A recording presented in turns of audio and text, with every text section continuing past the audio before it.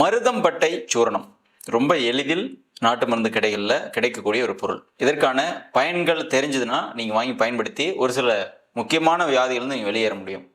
அதில் மருதம்பட்டை சூரணம் எதற்கெல்லாம் பயன்படுத்துகிறாங்க அப்படின்னா, ஒன்று, பெண்களுக்கு உண்டாகும் கர்ப்பப்பை சம்பந்தமான பிரச்சனைகள், அதீதமான இரத்த உதிரப்போக்கு இருக்குது மாதவிடாய் நாட்கள் அப்படின்னா இந்த மருதம்பட்டை சூரணம் பயன்படுத்தலாம்.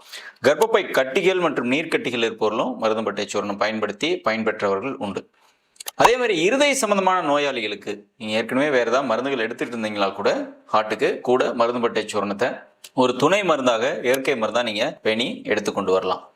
அதே மாதிரி குடல் கழிச்சல் அல்லது அதிகமாக மலம் கழிக்கிற பிரச்சனை இருப்பவர்களுக்கு குடல் பலத்தை அதிகரிப்பதற்கு மருதம்பட்டை சூரணம் பயன்படுத்தப்படுகின்றது. அதே போல இரத்த ஓட்டம் மற்றும் இரத்த நாளங்களில் ஏற்படக்கூடிய அடைப்பு மற்றும் இரத்த நாளங்கள், குறிப்பாக வெரிகோஸ் வெயின் இருப்பவர்கள் மருதம்பட்டை சூரணம் எடுத்துக்கொண்டு வரலாம். இந்த மாதிரியான முக்கியமான நோய்களுக்கு மருதம்பட்டை சூரணம் நீங்கள் வாங்கி பயன்படுத்துங்க. தேவைப்பட்டால் பக்கத்தில் இருக்கிற உங்களுடைய சித்த ஆயுர்வேத மருத்துவரை கன்சல்ட் பண்ணி இதை வாங்கிக்கொள்ளலாம். இதை பற்றி தெரியணுன்றதுக்காக அந்த பதிவு.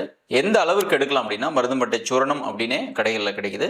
இது ஒரு 3 கிராம் அளவு இருக்கும். உங்கள் 3 ஃபிங்கர் விரல் வச்சு எடுத்தீங்கன்னா எவ்வளோ வருமோ அந்த அளவுக்கு, அல்லது டீஸ்பூனில் அரை டீஸ்பூன் அளவுக்கு காலை இரவு 2 வேளையும் தேனில் பொடியாக குழைத்து அப்படியே உள்ளுக்கு சாப்பிட்லாம். அல்லது இதை கஷாயம் மட்டும் சாப்பிட்லாம். ஒரு 300 ml தண்ணியில் இதே அளவுக்கு சூரணம் போட்டு அது நல்லா 3ல் 1 பங்காக நல்லா சுண்ட காய்ச்சி அதை கஷாயமாகவும் காலை இரவு 2 வேளை பயன்படுத்திட்டு வரலாம். அல்லது பாலில் கலந்தும் மருதம்பட்டை சூரணம் பயன்படுத்தலாம்.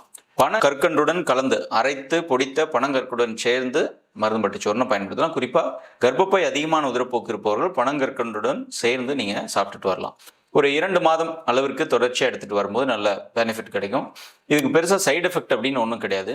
இருதய பலவீனத்தை ஒழுங்கு செய்யக்கூடியது. ரொம்ப வீக் ஹார்ட்டடாக இருக்கிறோம், அதே மாதிரி அதிகமான பால்பிட்டேஷன் இருக்குது, சின்ன சின்ன விஷயங்களுக்கெல்லாம் எனக்கு படபடப்பு பதட்டம் வந்துடும் அப்படின்னா மருதம்பட்டை சூரணம் ஒரு அருமையான ஒரு மருந்து. நீங்கள் ஒரு 2 to 3 months ரெகுலராக எடுத்துகிட்டு வர்றது நல்லது. இந்த மருதம்பட்டை சூரணம் எடுக்கும் பொழுது ஒரு 2-3 மாதங்கள் அதை எடுக்கிறீங்கன்னா அந்த 3 மாதங்கள் ஒரு சில உணவு முறைகள் கட்டுப்பாட்டில் இருக்கணும். மருதம்பட்டை சூரணம் நம்ம எதுக்காக கொடுக்குறோம்? இரத்த நாளங்கள் சரியாவதற்கும், இரத்த ஓட்டம் மேம்படுத்துறதுக்கு, இருதய பலவீனத்திற்கு மற்றும் கர்ப்பப்பை பலவீனத்திற்கு கொடுக்குறோம்.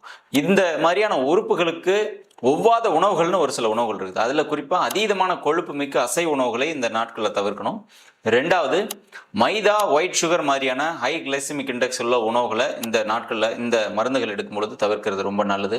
3வது, ஃபாஸ்ட் ஃபுட்டு, ரொம்ப துரிதமாக சமைக்கக்கூடிய உணவுகளை இந்த மாதிரியான இருதயத்துக்கான மருந்துகள் எடுக்கும் பொழுது தவிர்க்க வேண்டியது அவசியம். இந்த மாதிரி உணவுகளை தவிர்த்துட்டு நல்ல எளிமையாக ஜீரணமாகக்கூடிய உணவுகளை உட்கொண்டு மருதம்பட்டை சூரணம் நீங்கள் பயன்படுத்திட்டு வரலாம்.